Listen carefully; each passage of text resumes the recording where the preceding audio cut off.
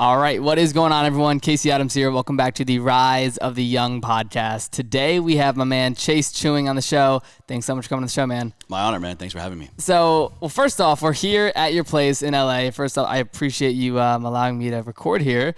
But Virginia's got to look out for its own, man. Of course, welcome anytime. 100%. And last week I was on your show. Now you're coming on mine. I'm super pumped about it, man. But I want to ask you, we're both from Virginia. You have a podcast. I have a podcast. And one of the things you told me last week about the name of your podcast, Operation Podcast, and your company, I want to ask you, where did podcasting come into your life and how did you get involved in the industry? Oh, man.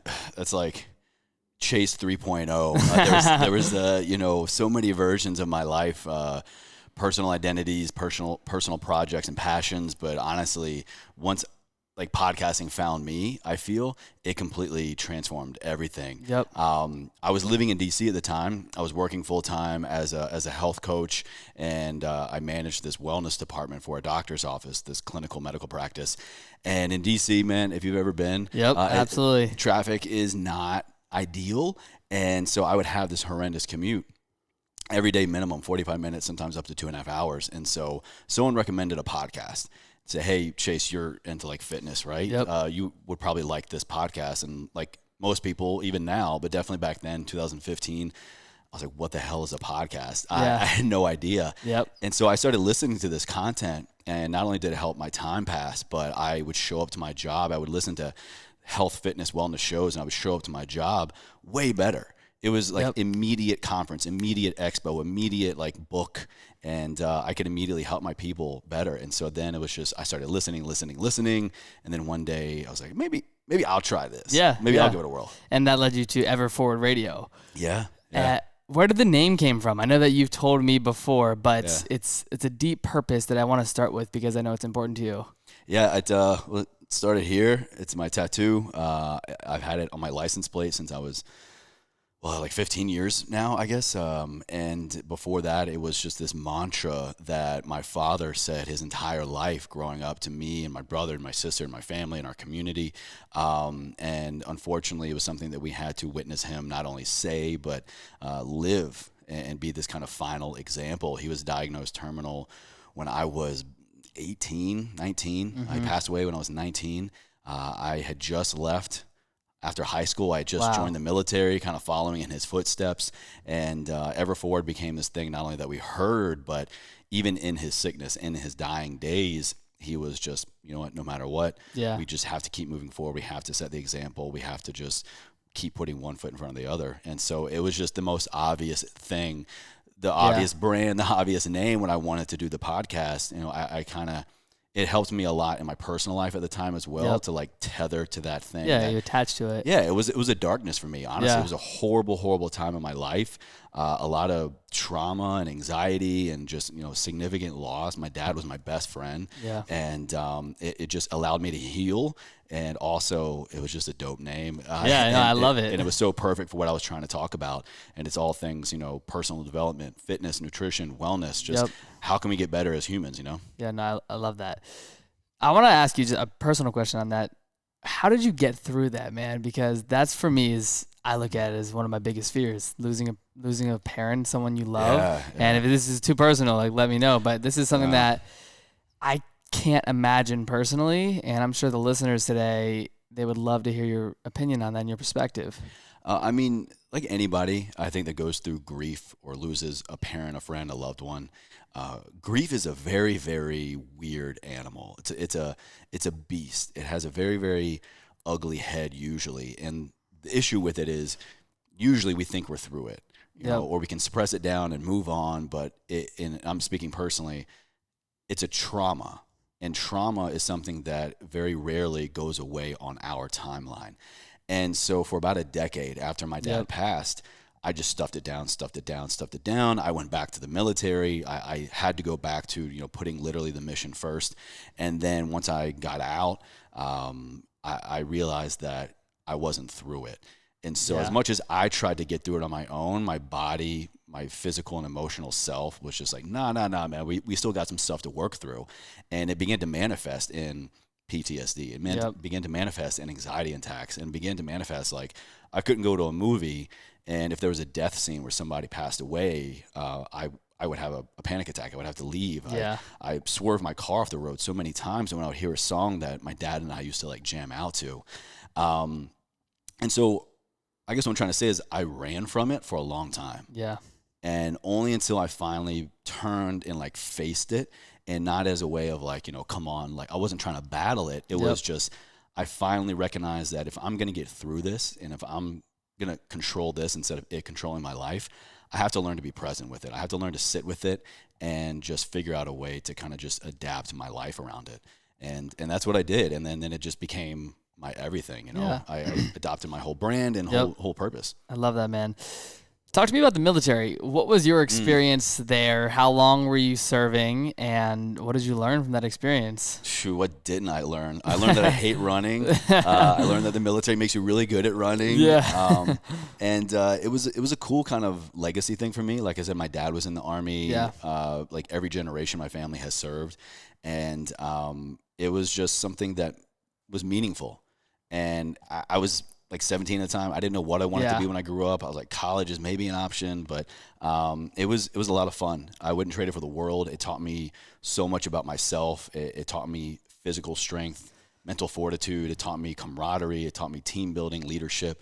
I wanted to stick it out and go the full 20. Yeah. Life had other plans for me. I got injured pretty significantly about 4.5 years in, and then eventually wound up getting medically discharged. Yeah. But yeah, 6 years, man, from 17 to 24. Wow. Was very formidable, and I attribute so much of like who I am now as a man to that. Wouldn't trade it for the world. I love that. The injury. What was that injury specifically? Well, I don't know how PG the show is. I could show you on the. Hey, it's up to you, man. I've got from like the top of my knee up to like the top of my glute. I had to have both of my femurs completely reconstructed. Reconstructed? Yeah, so a surgical dislocation removal and shaping of my femur. So from about here to here, I got scars on this side, on that side. It was a war game for deployment training. And I was leading an ambush against the fake enemy at the time. And last thing I remember is I popped up. I was leading the attack, and just as fast as I popped up, I was down. I was like blacking out, screaming in pain. Tore my hamstring, suffered significant trauma injuries to my hips. Like I said, my L4, L5 vertebrae kind of went one way. The rest of my body tried to go another way. Yeah. And I got medevaced out, and ultimately led to bilateral reconstructive surgery, both my hips. Gosh. I was a patient in and out of the hospital, bed rest, rehab for about a year and a half. I know you feel me on that, man. Dude, Injuries, that's they insane. suck. I didn't know it was that severe. Yeah. So wait, when you say pop out, like you said during this drill, what did that look like? And so I was behind like a berm, I was like, that was leading a lane. We're in like the desert, area of Texas, just like, training environment, like we're going to be over there. And like the convoy was coming through, a bunch of vehicles and people. And then I was leading my team. I was just behind a berm. We've been out there for days. I was in all my body armor. Yeah. I've been living off 4 hours of sleep. Yep. And just dehydrated and just at my max. And I popped up, led the attack. And as soon as I went over this berm, that's literally I blacked out. Last thing I remember is just popping up, moving, and then being on the ground again and having the medic over top of me, like calling the medevac. Yeah. Wow. I thought I got shot. Seriously. Yeah. How did the injury happen? Was it just you moved a certain way, because it sounds like you popped up, and then like what went wrong is what I'm trying to say. I mean, like a combination of things. I mean, knowing what I know now of the human body, like I was severely malnourished. I was dehydrated. I had minimal sleep. I had about 80 pounds of gear on me. And honestly, man, like my mindset at the time was not right. I was just living in a very toxic mindset. And that was because I was going through the grief and the trauma of my father. Yeah. Long story short, man, I actually was trying to volunteer for deployments because I didn't really care to live anymore. Wow. And it was just, I was doing whatever I could to be deployed and to put myself in harm's way. And so, I mean, that I think, I firmly believe that your emotions and your psyche play a significant role in the physiological manifestation. And so just all the things were stacked against me, man. And so I literally just popped up, and as fast as I moved, my body was like, So it's just wrong direction, wrong speed, wrong temperature, wrong everything. So So then you're medevaced out, and you said you're in and out of the hospital for about a year or so? Almost a year and a half. Like the last 15 months or so of my enlistment, I was either in the hospital, going through surgeries, rehabilitating, at home on bed rest, bedridden. Yeah. In and out of rehab, physical therapy, pool therapy. I had no job, no purpose. Literally my only purpose in life, my only mission in the Army at that time was to just to heal to a point to where I could stand up again. I had to learn how to walk again. Yeah. And then once I was load bearing, they went back and did the other side. So it was just like, get better, get better, get better. And then, now we're going to start all over again. Yeah. Wow. So when that happened and you were going through surgeries, did you know that was it when it comes to the military? Or what was the transitional period from saying, hey, can I go back? Do I want to go back? Am I physically capable? Or was it just done? I had hope. Okay. Because I enjoyed the military a lot. I was, I could retire at 37. Yeah. So it was really cool. So I wanted to kind of get to a point to where maybe they just reclass me, give me a different job, give me some kind of waiver. But it just wasn't in the cards, especially after they did my left hip was the second one. And once they did that surgery at home, actually, I was kind of like this. I was just propped up. Yep. I was on the couch, and then I just moved ever so the wrong way, wound up re-injuring it, retore my labrum, sent me back really bad. And then, I was just, like, hey, Sergeant Chewning, it's not in your cards, man. You're definitely going to be not only medically discharged, but like the rating and my disability at the time was so severe, they gave me like full medical retirement. Wow. So what happened after that? And real quick too, like I can relate so much to that because being like we talked about on your show in a neck brace, too, man. Not necessarily as severe as that, but in a neck brace for 6 months, not the military, but in football, get injured, can't go back. It's sort of, I go through a reshaping my identity, and I attach, and you attach to something else, and you find yourself doing new things that you're not used to. What was that for you? When you're figuring out who you are about to become, and your identity is stripped away from you. Where did you start spending your time once you started to recover and things were starting to get better? And what did that period of time look like? At home, man. Straight at home. I left that medical. And real quick, are you in Virginia during this, or? I was stationed in a medical hold unit outside of San Antonio, Texas. Okay. And but then when I was med boarded out, I threw my wheelchair up on the roof of I had an SUV at the time, and drove back to Virginia. Went to Richmond. Yep. And it was kind of just chilling there for a little bit, and about 3 weeks later, actually, not a whole lot of downtime, I enrolled in school, went to VCU. Yep. And my rehabilitation was getting to a point to where I wanted to take more ownership of it. I wasn't going to accept this identity, yanking out that the military, like, hey, you're not worthy. Hey, you're not a soldier. Hey, you're physically useless. And so I wanted to become more empowered. And so I enrolled in their exercise science program. I literally was on my cane hobbling around, had my mom help me register for classes and tour. And I was like, no, I refuse to accept this. Yep. And so I took it upon myself to study it at that collegiate level, and then became so much more educated that I could then apply and train my own self, and then it became my career. Yeah, no, I love that, man. And speaking on Virginia, I'd love for you to tell the listeners today not only how we met, because we met at an event. It was military related, military influencer conference. And that's how we met initially. And I think it's so cool to have that perspective of when you say VCU, I know exactly what you're talking about. I know exactly the city and the feel and the vibe. Yeah. It's super cool because you don't really meet. Yeah, shout out to RVA. You don't get that a lot, especially coming from a small town in Virginia. But when you're back in Virginia, what brought you to LA eventually? Man, I had been back and forth so much. And like I said, I then went to school and then began to work in the health and wellness fitness world. Yep. I was a health coach. I was a trainer. I was a lot of different things. And, LA California has a calling for a lot of people. And so I was back and forth going to a lot of conferences and had a lot of friends out here. And so it was just, kind of I wonder. Yeah. And then, I met my wife actually at VCU. She was in their nursing program. And she flat out, once we started getting serious, she's like, yo, Chase, I love you, but I want to move to California. I want to move to LA. And if you're not on board with that, it's going to be a problem. I was like, all right. Hey, that was the sign. And so, all for a girl, really, basically. So about 2 years ago, literally next week will be 2 years exactly. Okay. And she is a nurse, like I said. She got accepted to USC for their nurse practitioner program. Yep. It was a great opportunity for her to continue her education. I had just left my job about 10 months prior, Okay. Going full time with my health coaching, full time with my podcast. Yep. And for what I do as an entrepreneur, but also in the health and wellness world, LA was just an easy yes. Yeah. Yeah. So health and wellness, podcasting, you decided to go full time.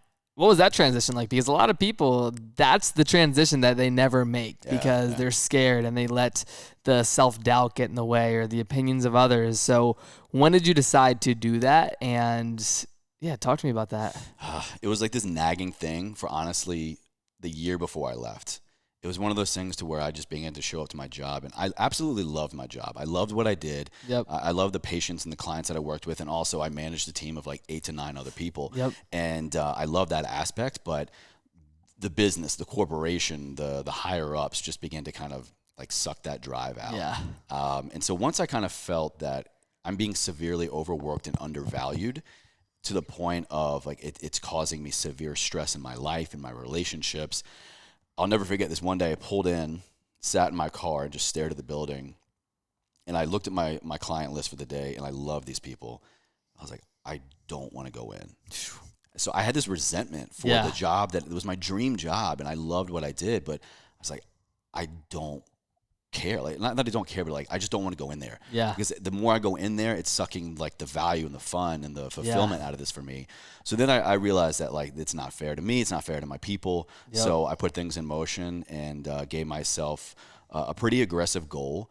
90 days. I was like, Chase, like that's when I first started monetizing my podcast. I was like, figure out how to make money, man. Yep. So I started monetizing my podcast. I started taking my own coaching clients. I started training people in our apartment gym. Yeah. I started doing anything I could. I was like, look, for 90 days, you've got to match your salary.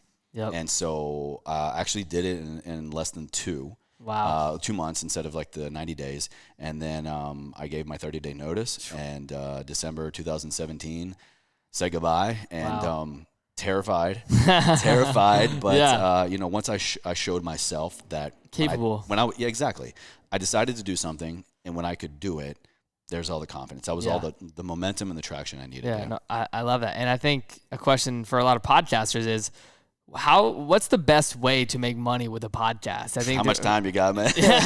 We could go on and on. That could be a whole masterclass. Yeah, for sure. because I think a lot of podcasters, it's and I always tell people, hey, like starting a podcast is very beneficial to your brand and networking. And that's the main reason I do it. And there's it comes back tenfold.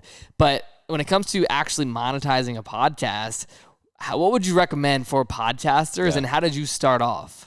So I'll answer it in reverse. Like how I started off was I just literally looked around my apartment at the time back in DC and I was like, what do I love? What am I using? What are these products? And again, I'm in the health and wellness world. Yep. And I was like, what am I using that benefits me and that I'm talking about anyways? And it was this health product, this like microgreens product. And I just straight up found their email on their website, hit them up. I was like, hey, here's who I am. Here's my job. Here's my show. Here's my, analytics. Would you be interested in partnering? And then I waited and was terrified. And about 2-3 days later, they're like, we'd love to. I was like, oh, all I had to do is ask. So that would be definitely step number one. That's how I got started. And so look around, find the products, the services, the things you love, and just reach out. Odds are they've got some ambassador program online or affiliate program. Just reach out and ask. The worst thing they're going to do is say no or not right now. Yeah. Secondly, I would say affiliates are a great way to go. So many brands that you already love or things that you can go research. It's literally as simple as signing up online or sliding into the DMs and then just getting a link and then share it out. Other than that, I would say really the best way I've found is for your own personal brand and your own personal products or services. Yeah. In my coaching and consulting, whether that's for the health coaching I was doing a lot more of, and now I coach other coaches and I consult for other podcasters. They come to me. And so like every episode is my own testament, is my own know, like, and trust factor, and people listen, whether it's one episode or 100. Eventually, my highest paying clients, my longest term clients have all come to me with no sales call, no, hey, swipe up here, or no, get on my type form. Yeah. And it was just like, I want to work with you. How do I make it happen? I've been listening to you for 10 episodes, 100 episodes. I like you. I trust you. I want to kind of follow in your footsteps a little bit. And so personal brand is huge. Like the best thing you can do is focus on trying to monetize it through your own way. Yep. when did you start your personal brand, social media content, putting valuable just videos and pieces of content out there? Because I know you have such a great presence on there, but everyone has a starting point where they decided to do that, and a lot of people never do. I probably started playing around with it in like 2013. Okay. My brother at the time was doing the same thing. He became really obsessed with fitness and working out and powerlifting, and we became friends with another fitness YouTuber who moved to Richmond actually at the time. Shout out Nick Wright. Okay. He was like, yo, I think Max, like, I think you should pick up a camera and do it. He's like hilarious. He's wacky. He's quirky. He makes good candy now, you know. And so, so once Max started doing it, him and we all had the same friend circle. We all trained together, and it was just like, well, all right, well, if you're doing it, I'll do it kind of thing. So I started using Instagram and Snapchat beyond just, you know, stupid shit or what I was eating or something like that. It was more intentional. Then I started vlogging, got my own camera, made a YouTube channel. And I just started, I had fun with it first, and I didn't use it for the angle or the perspective of how can I use this to make me money, or how can I use this to get something out of it. It was, here's an outlet for my creativity. Here's an outlet for me as a person. And then whatever will happen, will happen. So it was about 2013. And over the years, of course, I got more serious with it and really niched down with the podcast stuff and probably Instagram. Love that. With podcasting, what's your vision long-term as a podcaster? Because I know we both have these conversations of the industry is changing every day. There's so many big things happening in the podcast space with Spotify or Apple or whatever it is. But what's your vision long-term as a podcaster? My vision is like, I want to change the industry. I want to, over the years, through various businesses, through being an entrepreneur, working for other people, through travel, through expos, through YouTube, Instagram, all these things, I honestly just feel like this platform is what every creative is looking for. We're all looking for a way to get out of what's in our head and in our hearts, have it translated in a way that is effectively communicated to the right person or persons, so that on the other end, maybe they're a client or maybe they're a raving fan, but also so that we can meet like the right people, the right guests, the right people can find the right people. Because then when that happens, man, so much more beyond just a sponsor ad or whatever, so much more beyond that is waiting for us in this industry. And like, it has just lit me up. It has given me so much fulfillment. And when I see people do that as well, like, I love seeing people thrive. Like you, man, I love seeing you thrive, just like just doing this. I mean, and when you act out of that intention, when you act out of that goal and perspective, I just personally think you can't go wrong, or the odds of you going wrong or not creating something good or beneficial to the world is very, very low. And so I want to help facilitate that for other people.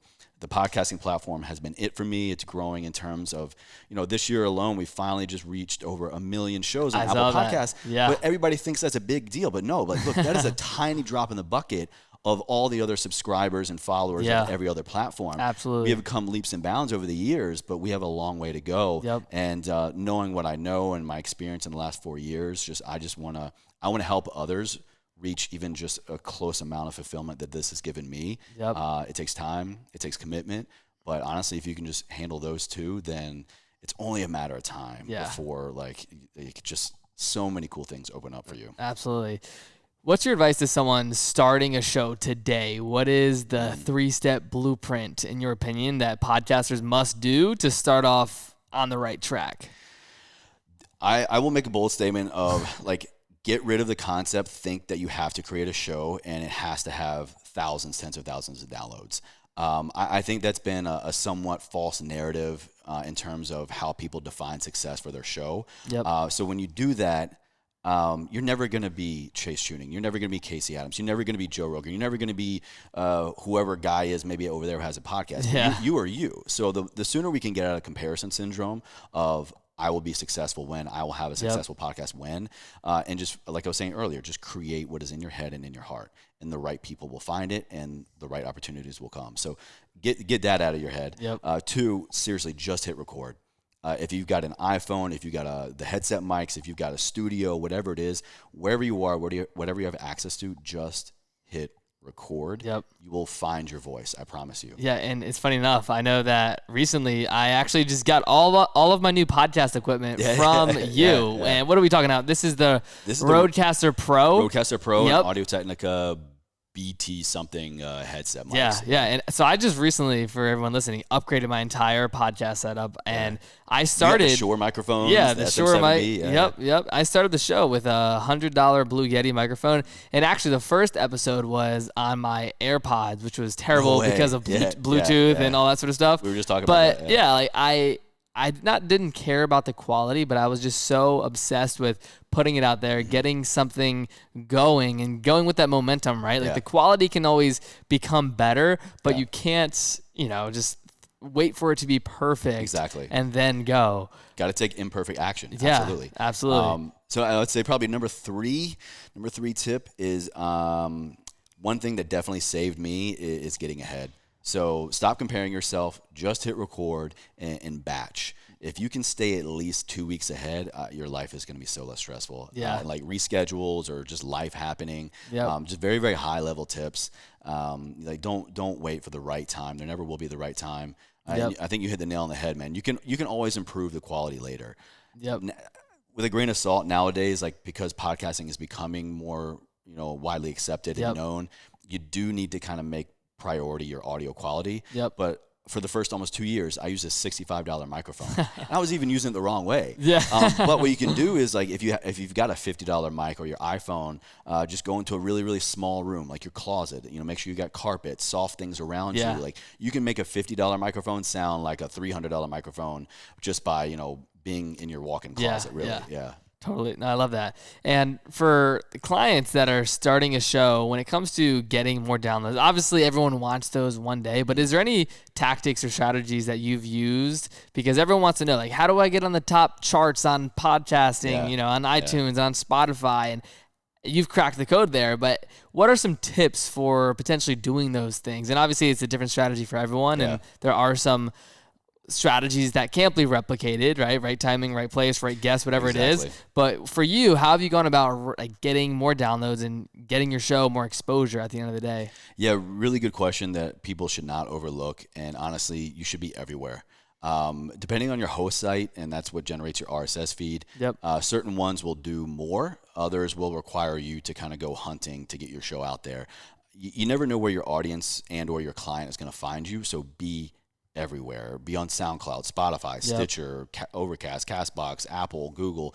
Be everywhere. And again, the right host site will set you up for success and make it very easy for your show to be everywhere all the time. Yep. Beyond that, social promo has been kind of a hit or miss for me. Again, you never know where somebody's going to find you. So, even if it's just a simple writing a text on your IG story and putting it out will work. You don't need to go full and elaborate as like video or an audiogram. They're great and fun, and what I use now for sure. But again, have touch points everywhere you are. If you have a digital footprint, digital touch point anywhere, social, email, wherever, share. But don't just copy and paste the exact same thing everywhere. Each platform has like a unique perspective. So you need to honor the platform. So for podcasting, audio, you need to have good audio. For Twitter, you need to monitor the characters. For Instagram, it needs to be visual. So honor the platform, but be everywhere.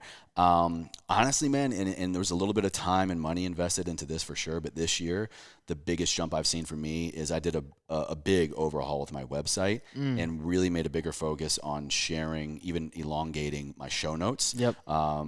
I would dare say that they're SEO driven. I don't have an SEO guy, or I'm not spending my own time to search the exact keywords and things. Totally. But just elaborating on the show and making longer show notes and getting more specific with the title and stuff, putting it on the website. In about a week, it was about triple the return in traffic. Wow. Yeah. Very because cool. Again, you never know where someone's going to find you. They're searching for these topics, searching for these things. They've never heard of Casey before, but they look for, how to be a young entrepreneur or, recovering from an injury. And they find that on a podcast. They find your podcast. Yep. What platform do you listen to podcasts on?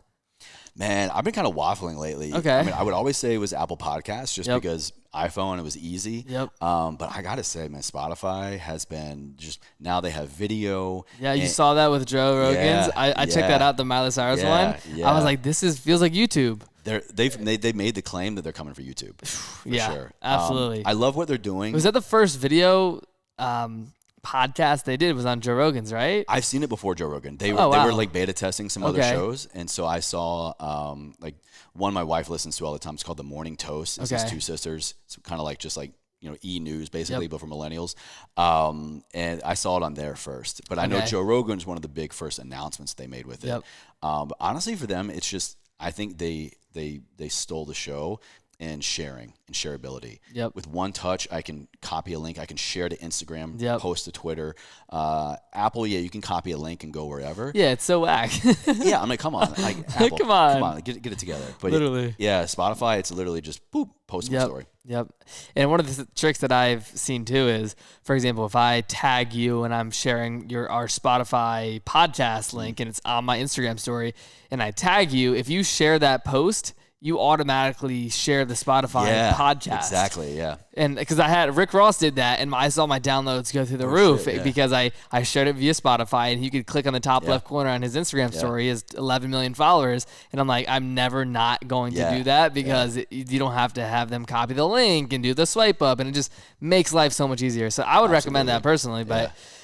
Outside of that, what podcasts do you listen to? And I always ask this question because I think as a podcaster and as an individual, sometimes I don't listen to interview shows. Sometimes I do, but I have some of my favorites are more so like business, financial news. One of them being like Robin Hood Snacks. Oh, But what is your favorite show, and what do you listen to as a podcaster? I'm a little bit out of the whole, like I said, I'm no longer like health coach Chase. I mean, health and wellness is still a big part of my life.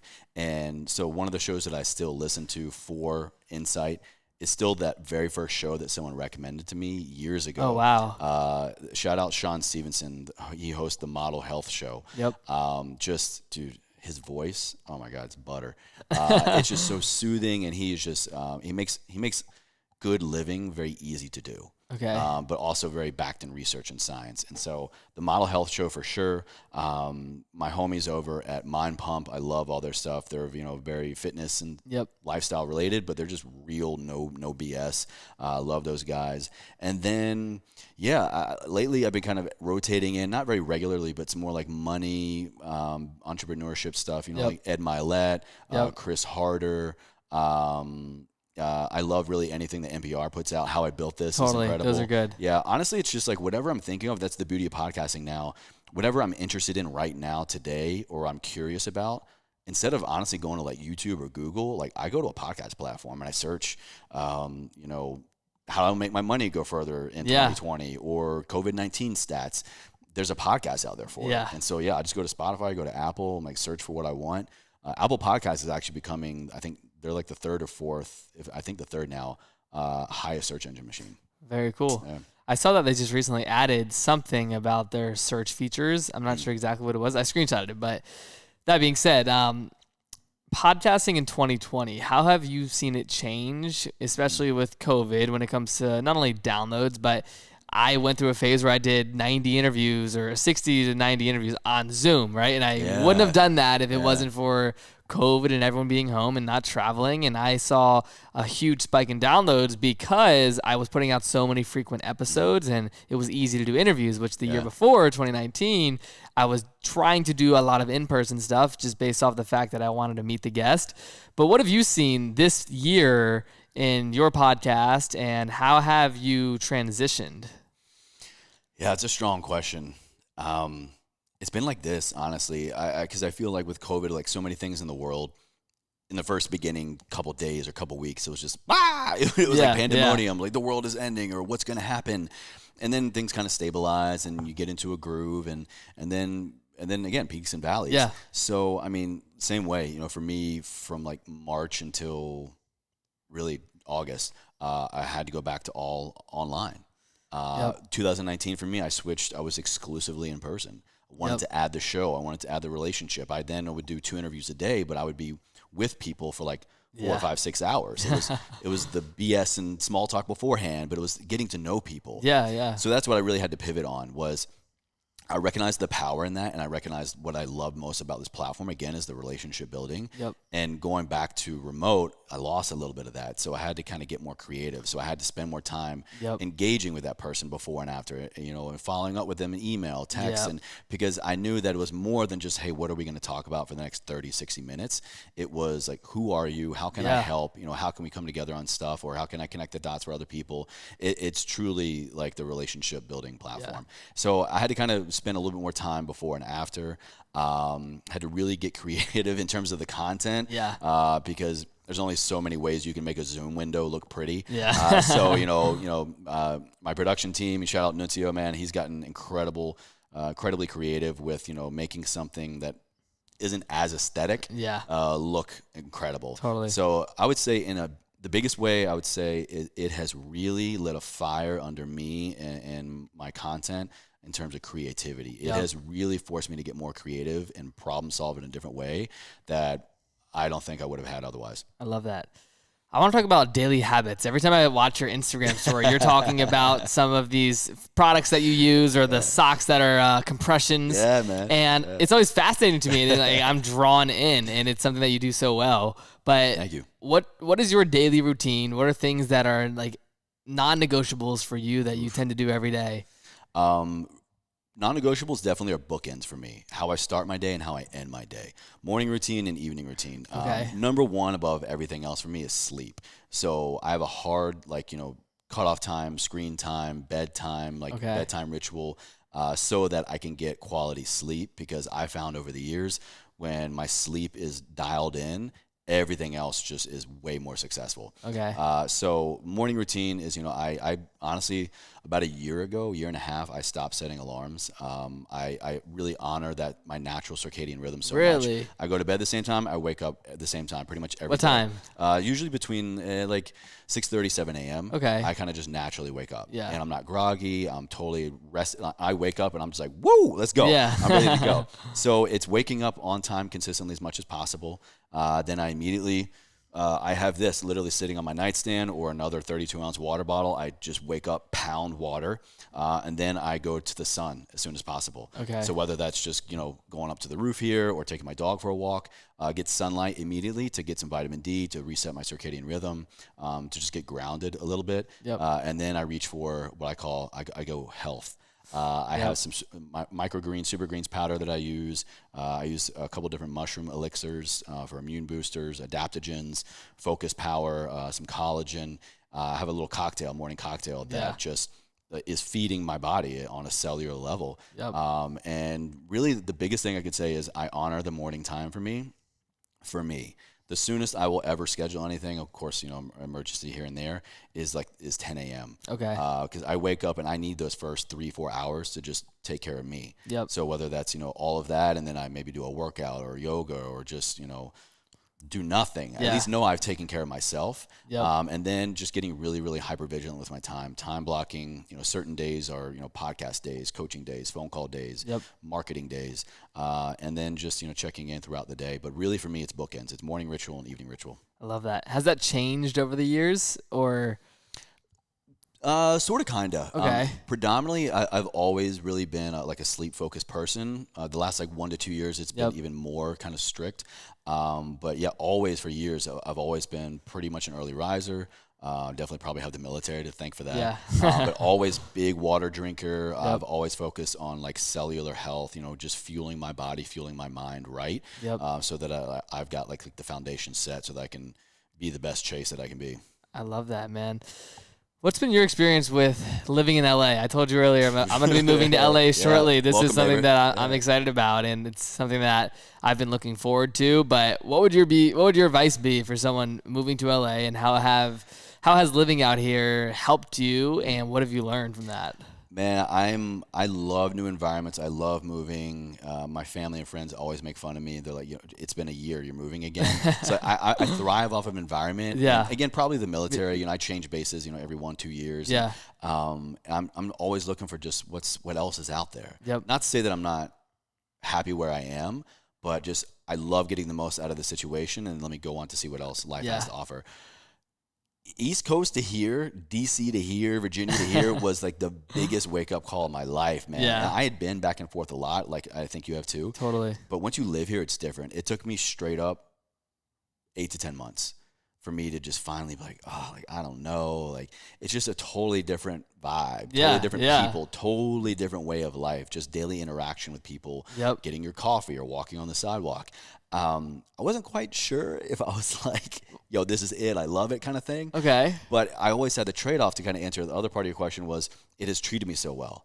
Since moving here, like I said, we predominantly came from my wife for school, but for what I'm doing here in the podcast and this world, it has just been transformational. Totally.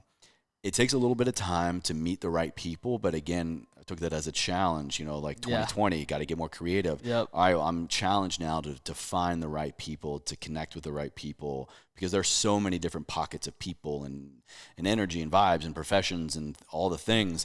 And I didn't really connect with a lot of them. So I had to kind of take it upon myself to make more of the effort. There's some great people here. There are some not so great people here. It took me a long time to just fully adjust, but honestly, like, LA's home now. Yeah. How do you go about booking guests on your show? I know everyone has their strategies, and we've talked about mine on your show, but how do you go about booking guests on your show? How selective are you, and what does that process look like? I wouldn't really say, I would like to say or like to think that I'm not really selective. Of course, I'm sure you're in the same way, every day emails, DMs, a lot of people requesting to come on or like third-party services. Hey, we got a great guest for you. And I look at all of them. I have an assistant now. She's been with me for like 2 years. Shout out Josie. She does an incredible job of kind of like filtering through some people. Like, she knows, as I've gotten better with my message, as I've gotten better with what I want this platform to be, I've gotten better with the types of conversations and the types of people that I want on, and she gets that as well. So we have a little bit of a vetting process, but man, I mean, last week I had an episode that went live with someone who's got 1.4 million followers on Instagram, but I've also, like, I have sought out and like, yo, we got to get this guy who's got like, 700 followers. Totally. So it takes time, but all good things in life take time. So I'll research the person. I'm like, I don't care if you got 0 or all the followers, what's the story? For me, throughout my years of living and becoming, I would like to think, a better person, and just choosing to show up every day, the practice of living a life ever forward, heightened attention awareness into my fitness, nutrition, mindset. I look for that in other people. And I firmly believe that most people have a really great story, and there's something in your story that I'm going to learn from. And if we can record it and share it with the world, a lot of other people are going to feel the same way. And again, I go back to what it did for me in the beginning. I would listen in my car. I would listen in the gym. I would listen, and it helped me immensely. Like, in my professional life, in my personal life, just looking up new ideas and research and books. I was like, everybody needs to know. So, I mean, a little bit of a filtration process, but not super picky, but I just need to make sure, I hate to say this, but it's got to be the right fit. For sure. That totally makes sense. A couple more questions before we wrap up, and I think one of them is, what would be your advice to your younger self, 20 years old, looking back, just along your entrepreneur journey, but just life overall? I think that's a super important thing to say here, because you've had many experiences, from being in the military to losing your father to having a very successful show in business, and you've been all over the country. We can both come from Virginia, now you live in LA, and it's a unique perspective to get. But what would your advice be to your younger self moving forward? You may not like the journey, you may not like the ride, but everything is important. Everything plays a role, especially at 20 years old. I mean, for me, it was a little bit different. I was already 2 years into working as a soldier, working in the military. But as a 20-year-old in general, I think that's a universal human thing. Like, you think you know everything, you're coming of age, or you feel invincible, but like, maintain that confidence, but also accept the fact that you're gonna change. Sometimes for the better, sometimes for the worse, but like, change is inevitable, and change is a very, very good thing. And I wish I would have recognized that everything along the way, it didn't have to just be like, oh, this has to be successful or it's a failure, or this is the right person or the wrong person, but just show up. Show up. Usually if you can just show up, shut up and sit down, like, show up at the right time, the right place, then there's a lesson in there. And it's very important for you to, like, maybe you don't get it right then and there, but just be aware enough to know that there is one there, and then mull on it later. I love that. Last question before we wrap up, and that is about your show, Ever Forward Radio. What are you excited about? And do you have a dream guest that you want to have on the show? And if so, who is it? I'm so excited for the future of this show. Every episode, every guest just honestly teaches me so much more, whether it's a technicality with the equipment or interview style. So, you included, man. Seriously, every guest I have is just incredible. I know that the next one's going to be better. Next one's going to be better. Yep. So I'm really excited just to see where the platform, the industry goes, and I want to go along with it. Dream guest for me, honestly, Ryan Holiday. He is my favorite living author. I met him actually not far. I went to one of his recent book releases. Well, it's like a year ago now. He writes all my favorite books. I'm a big Stoic philosopher enthusiast. I read his book, The Daily Stoic, every day for the past 4 years. Really? Yeah, it's that first thing I post up every day on social. Okay. It's been the first thing I read for years. Yeah. Ego is the enemy. Obstacles I love the way. that book. Yeah. That's all him. I actually have an email thread every couple months. I'll kind of follow up. I have an email thread with Ryan going back to 2017, I think. Okay. So he's very elusive, and I know this isn't just me. He's super diligent with his time and his writing, and he's a family man. So Ryan Holiday for sure. If you're listening, I'll come to you, man. I love Austin, Texas. I'll come to the ranch, man. 100%. Yeah. Well, cool, Chase. I just want to say thank you so much for coming on the show today. Man, and everyone listening, make sure you check out Chase and what he's doing. Listen to his podcast. It's phenomenal. Thank you. I was on the show recently, and now we did this on mine, so I really appreciate you coming on, man. VA. Let's go. Thank you, guys. All right, guys. Talk to you soon.